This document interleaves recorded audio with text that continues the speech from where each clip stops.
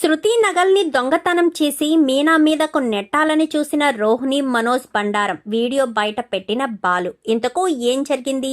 అసలు శృతి నగల్ని దొంగతనం చేసి మీనా మీదకు నెట్టాలని రోహిణి మనోజ్ అనుకోవడం ఏంటి? మరి బాలు వీడియోని బయట పెట్టడం ఏంటి? ఇదంతా కూడా వీడియోలో చూసి తెలుసుకునేద్దాం. రాబోయే ఎపిసోడ్స్లో గుండె నిండా గుడిగంటలు సీరియల్లో ఏం జరగబోతుందో ముందుగా తెలుసుకోవాలి అనుకుంటే వీడియోని లైక్ చేసి ఛానల్ని సబ్స్క్రైబ్ చేసుకోండి. మొత్తానికైతే ఇంకా బాలు మీనా గొడవ పడ్డారని, తొందరలోనే విడిపోతారని సంతోషపడుతున్న ప్రభావతికి కాస్త బ్రేకులు పడినట్టు అవుతుంది. ఎందుకంటే బాలుకి మీనా అంటే ఇష్టం. మీనా ఏం తప్పు చేసిందని బాలు మీనాను క్షమించకుండా ఉండాలి? మీనా అడిగిన ఒకే ఒక్క మాటకు బాలు మనసు కదిలి, నిజంగా పెళ్ళైతే ఆడవాళ్ళు పుట్టింటి వాళ్ళని వదిలేసుకోవాలా? మీనా అడిగిన ప్రశ్నకు నాకు బుర్ర పని చేయలేదురా అని చెప్పనేసరికి, మరి అంతే కదరా, పుట్టింటి వాళ్ళ బంధాలను ఎందుకు వదులుకోవాలి?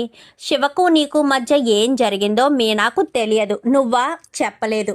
మరి అలాంటి తప్పుడు మీనా శివతో మాట్లాడొద్దు అంటే తన తమ్ముడు ఏ తప్పు చేయలేదని వాదిస్తుందే గాని తన భర్త చెప్పాడని కొంతవరకు మీనా తగ్గే ఉంది. అయినా సరే బాలు వెళ్ళొద్దు అంటే వెళ్లకుండా ఎక్కడుంటుంది? చిన్నప్పటి నుంచి కలిసి పెరిగారు.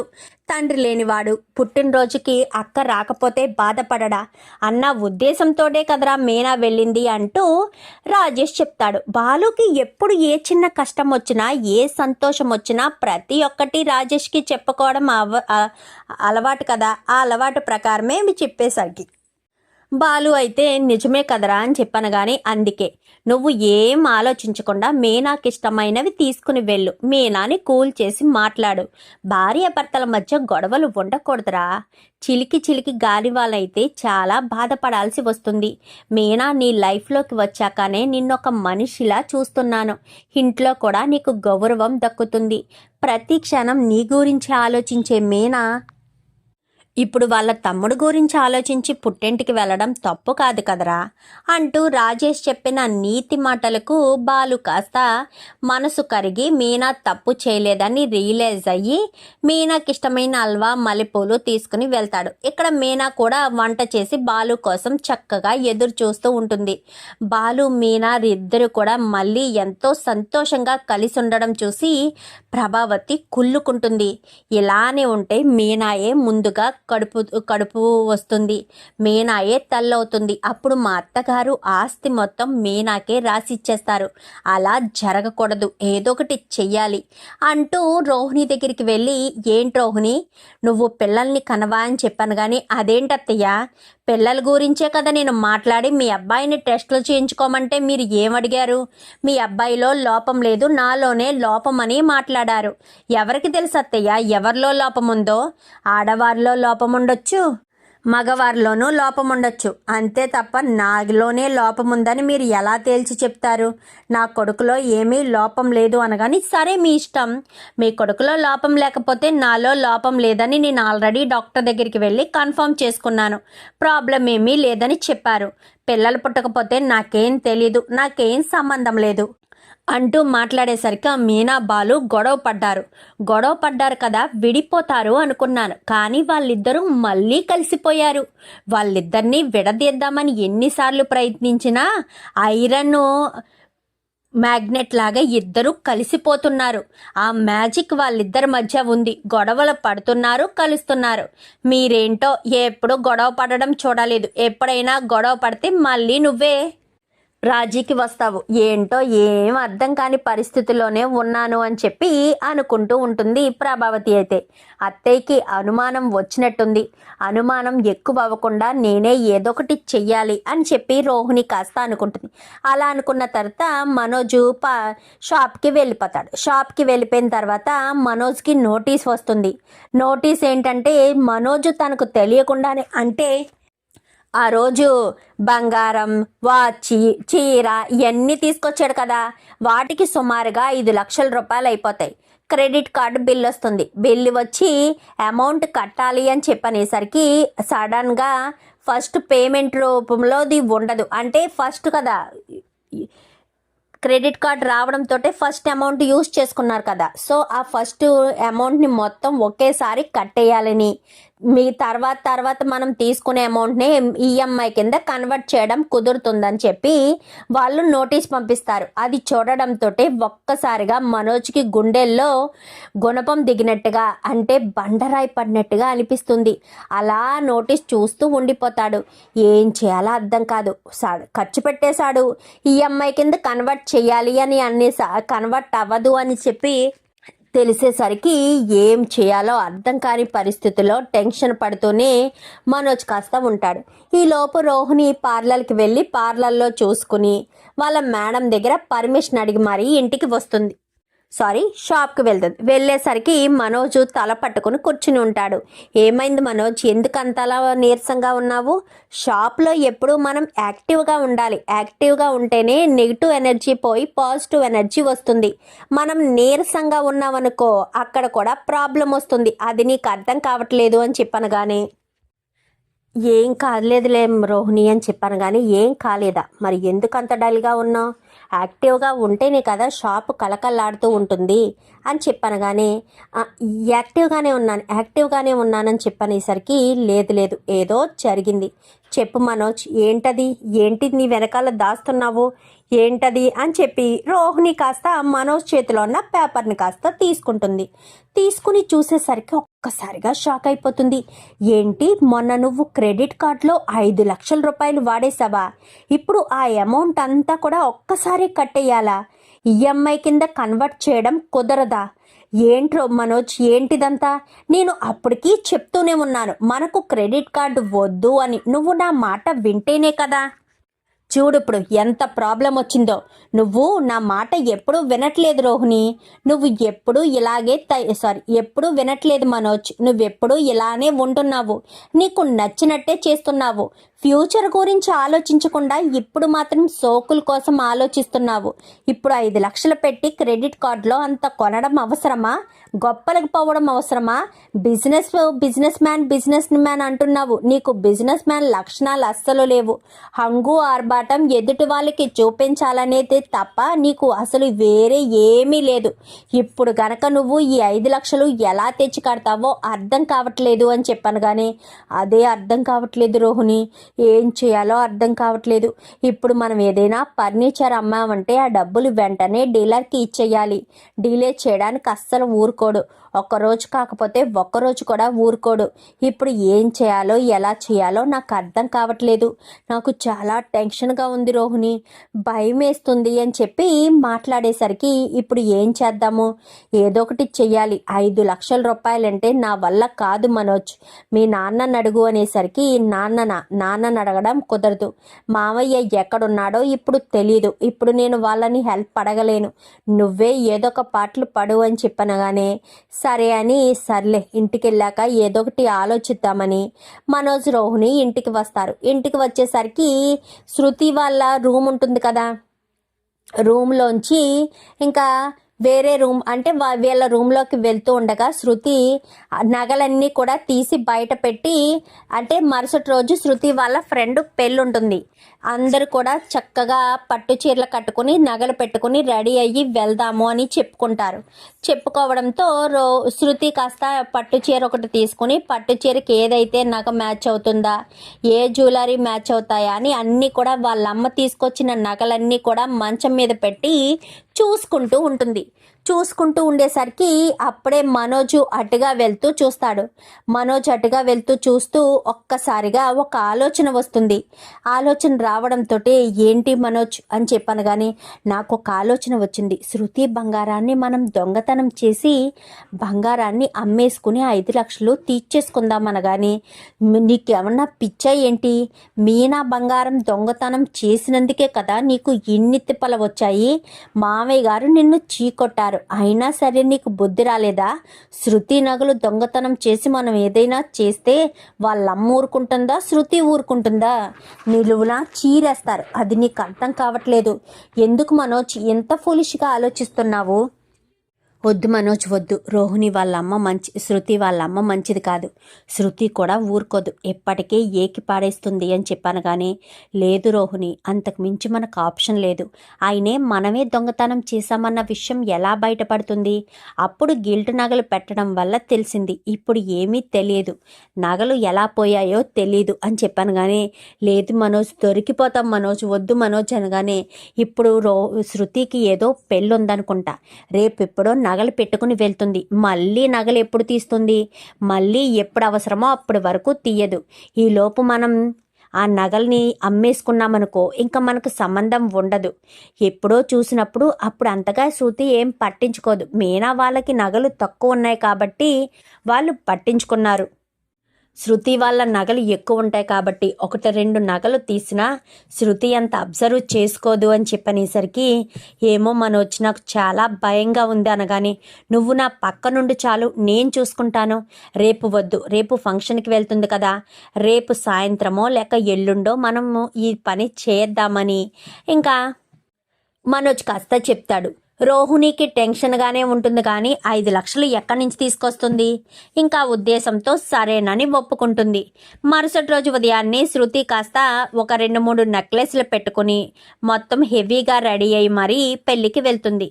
హెవీగా రెడీ అయ్యి పెళ్ళికి వెళ్ళేసరికి ఇన్ని నగలు పెట్టుకుందా, నా కోటీశ్వరాలైన కోడలు ఎంత చూడముచ్చటగా ఉందో అని చెప్పి ప్రభావతి తెగ మురిసిపోతుంది.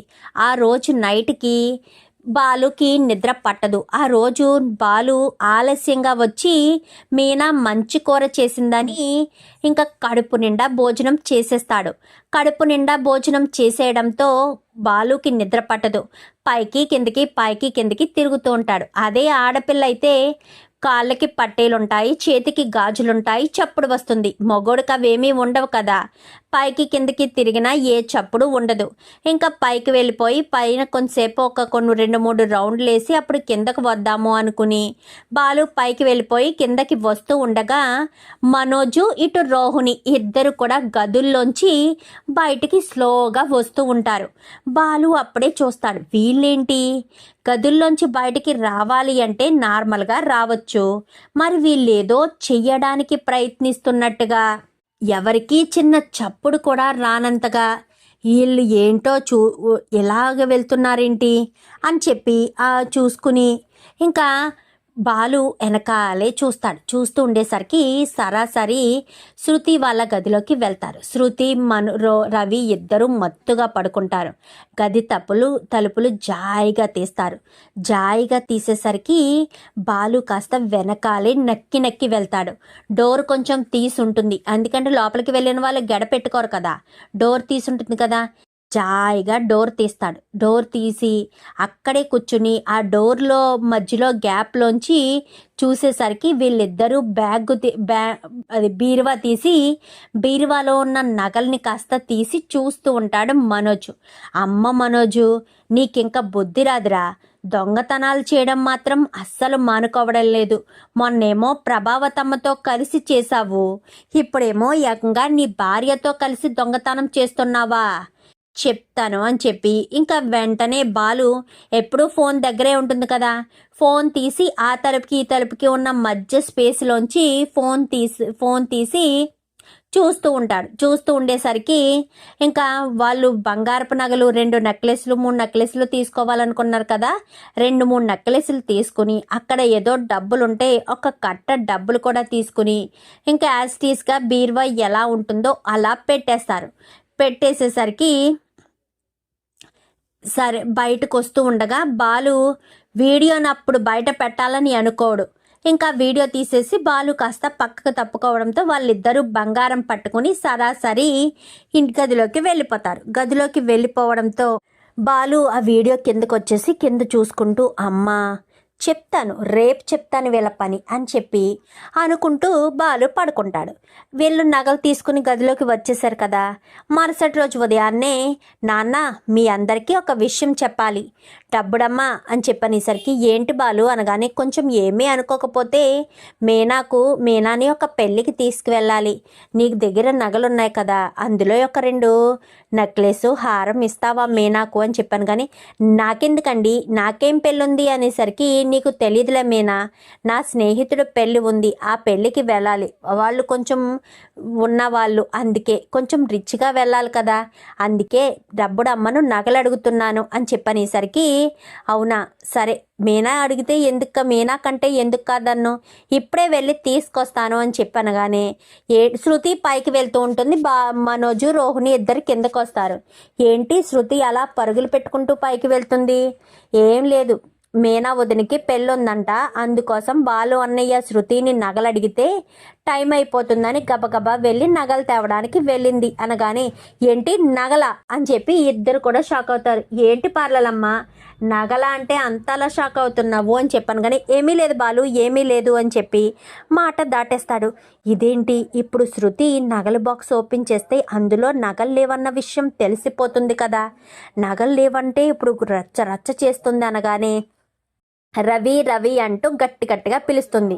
రవి పైకి వెళ్తాడు. ఏమైంది శృతి అని చెప్పనగానే, నగలు కనిపించడం లేదు, ఏమైందో ఏంటో తెలియడం లేదు అని చెప్పి మాట్లాడేసరికి, నగలు కనిపించట్లేదా? నగలు కనిపించకుండా ఎందుకుంటాయి?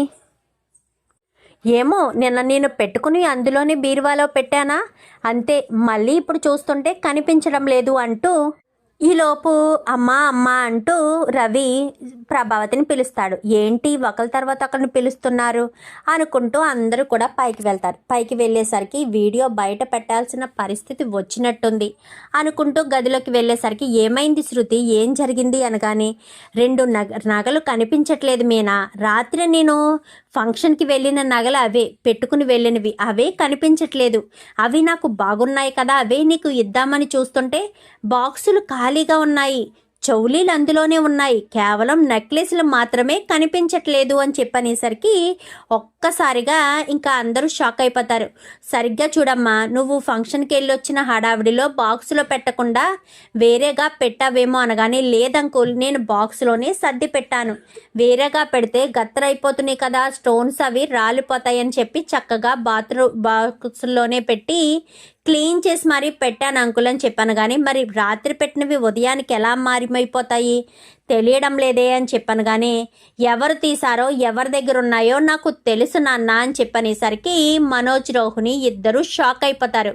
ఏంట్రా ఏం మాట్లాడుతున్నావు, ఎవరు తీసారో ఎవరి దగ్గర ఉన్నాయో నీకు తెలుసా అని చెప్పాను. కానీ తెలుసు నాన్న, నాకు ఎవరి దగ్గర ఉన్నాయో తెలుసు, ఎవరు తీసారో కూడా నాకు తెలుసు అని చెప్పాను. కానీ ఎవరు తీసారా అని చెప్పనేసరికి అది అది అని చెప్పాను. కానీ చెప్పు ఎవరు తీశారు, ఇదిగో ఈ పార్లమ్మనో ఈ డబ్బు లక్షల మింగినోడు అనేసరికి ఒక్కసారిగా షాక్ అయిపోతాడు. ఏంటి మేమెందుకు తీస్తాము, ఏంట్రా బాలు నీ భార్య నగలు దొంగతనం చేశామని చెప్పి చేస్తారనగానే, మాకేం అవసరం, మీనాయే తీసుంటుంది, మీనాయే అవన్నీ చేస్తుంది, రాత్రి కూడా శృతి గదిలోంచి మీనా రావడం మేము చూసాము, అప్పటికి శృతి లేదు అని చెప్పనేసరికి, ఏమైనా గదిలోకి వెళ్ళావా నువ్వు అని చెప్పనగానే, వెళ్ళాను అని చెప్పి మీనా చెప్తుంది. ఎందుకు వెళ్ళావమ్మా అనగానే, గది మొత్తం చాలా చెల్లా చెదురుగా ఉంది మామయ్య, నేను చూసేసరికి